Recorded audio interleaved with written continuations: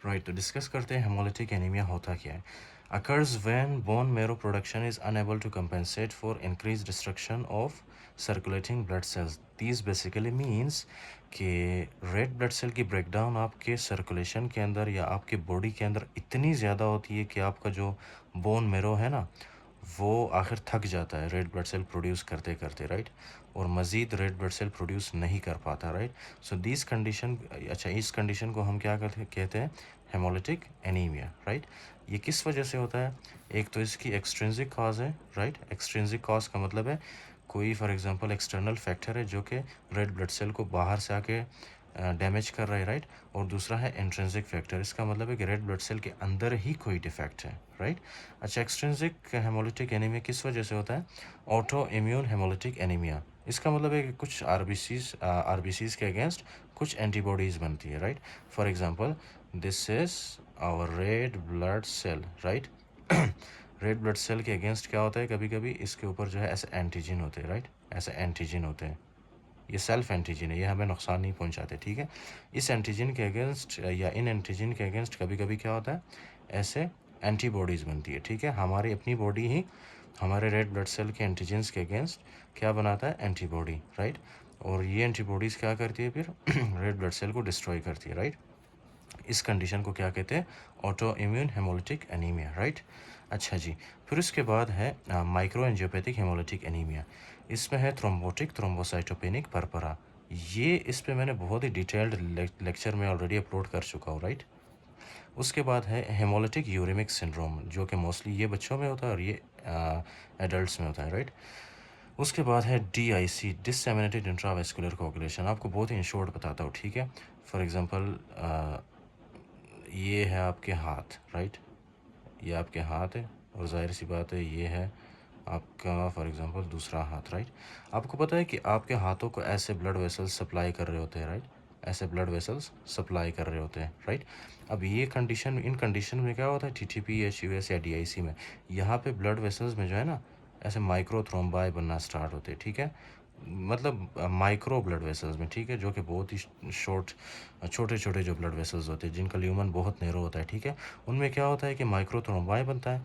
तो फिर red blood cell जैसे ही फॉर एग्जांपल इस साइड से इस साइड मूव करना चाहता है, राइट, रेड ब्लड सेल, तो यहाँ पे रास्ते में इस थ्रोम्बस के साथ रेड ब्लड सेल की रेड ब्लड सेल का एक्सीडेंट हो जाता है। फिर रेड ब्लड सेल जैसे ही इसका एक्सीडेंट होता है ना थ्रोम्बस के साथ, रेड ब्लड सेल टूट जाता है, रेड ब्लड सेल की ब्रेकडाउन होती है, ठीक है। तो उस कंडीशन को हम क्या कहते हैं, micro angiopathic haemolytic anaemia, right. फिर इसके बाद है macro angiopathic haemolytic anaemia. Micro angiopathic का मतलब क्या है, स्मॉल ब्लड वेसल्स में जब हेमोलिसिस हो। फिर मैक्रो एंजियोपैथिक का मतलब क्या है, जब लार्जर या बिग वेसल्स में हेमोलिसिस हो, ठीक है। अच्छा, किस कंडीशन में होता है, प्रोस्थेटिक हार्ट वाल्व्स में, ठीक है, या एओर्टिक स्टेनोसिस की वजह से।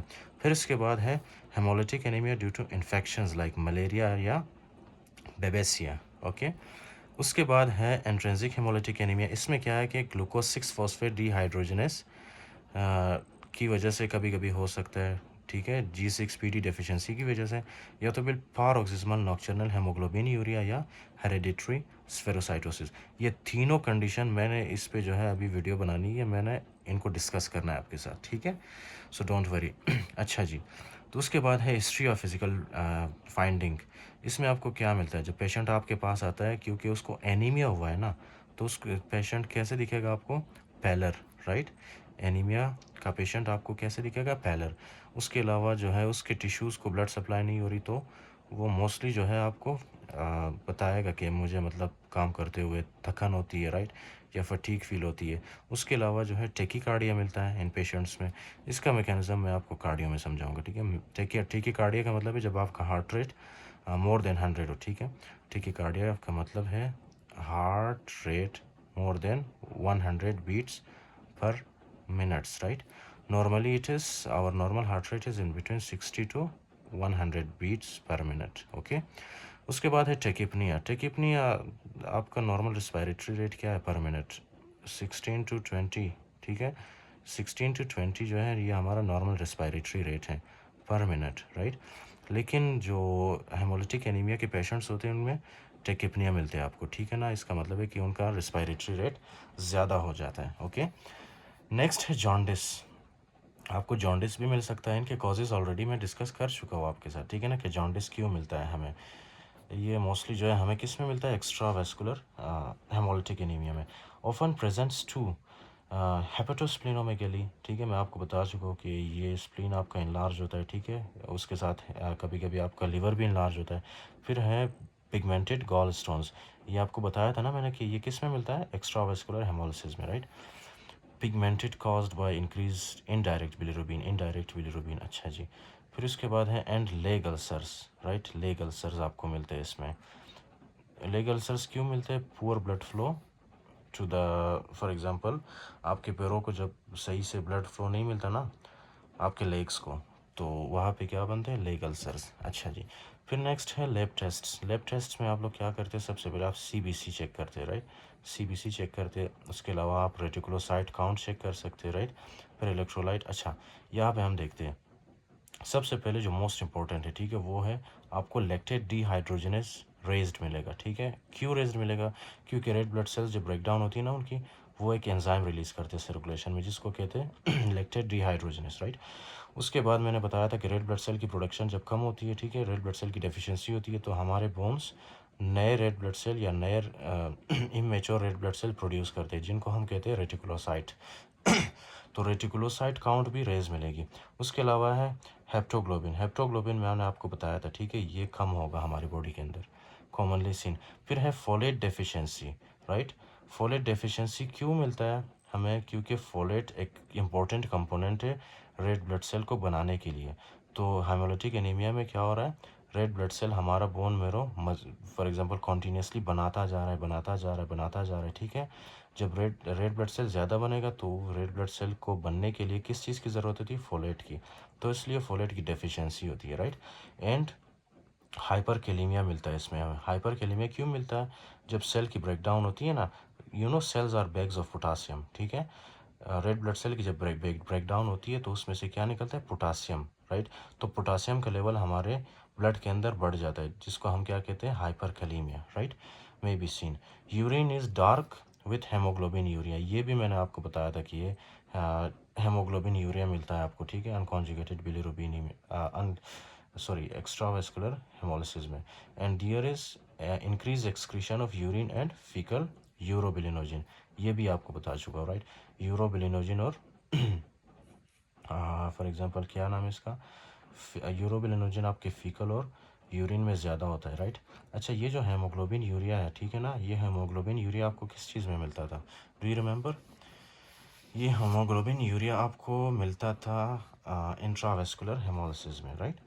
उसके बाद क्या, a slight increase in main corpuscular volume macrocytosis, right. थोड़ा सा जो है ये जो रेड ब्लड सेल का साइज़ है वो थोड़ा सा बढ़ जाता है, ठीक है, इस काज्ड बाय लार्ज रेटिकुलोसाइट्स। फिर उसके बाद है blood film, hypochromic microcytic anaemia. आप थैलेसीमिया के लिए चेक करते हैं इस पेशेंट को, ठीक है, आप कुछ टेस्ट देते हैं, ठीक है। उसमें आप फॉर एग्जांपल चेक करते हैं hypochromic microcytic anaemia, thalassaemia, sickle cell abnormal cells, जिसमें हेमाटोलॉजिक मेलिग्नेंसी होती है, राइट। स्फेरोसाइट्स जिसमें हेरिडिटरी स्फेरोसाइटोसिस और ऑटोइम्यून हेमोलिटिक एनीमिया होता है, right. Heinz bodies seen with supravital staining, bite cells G6PD deficiency. ये आपको अभी समझ नहीं आएंगी, जब मैं आपके लिए ये लेक्चर्स अपलोड करूँगा ना इनके फॉर एग्जांपल रिलेटेड, तब आपको समझ आएगी, राइट। कि फॉर एग्जांपल आपको क्या नाम है इसका, स्फेरोसाइटोसिस में भी आपको क्या मिलेगी, हेमोलिसिस मिलेगी, राइट। किन कंडीशंस में आपको हेमोलिसिस मिलेगी वो फिर मैं आपको बताऊंगा, ठीक है, अगले लेक्चर में। फिर उसके बाद है direct antiglobulin Coombs test to identify autoimmune haemolytic anaemia. हम कोम्स टेस्ट करते हैं, इससे हमें क्या पता चलता है, autoimmune haemolytic anaemia, right. अच्छा जी। फिर उसके बाद है आपके पास treatment. Treatment varies with the cause of haemolytic anaemia, see later, but often includes corticosteroids to address immunologic causes. अच्छा, अगर ये for example autoimmune haemolytic anaemia है जो कि नॉर्मली किस वजह से होता है, एंटीबॉडीज़ की वजह से, तो उस केस में हम लोग क्या देते हैं, corticosteroids, right, to address immunological causes and iron supplementation to replace losses. अब क्या है कि आयरन का लॉस हुआ है ना, तो आयरन के लॉस में हम लोग क्या देते हैं, आयरन सप्लीमेंटेशन।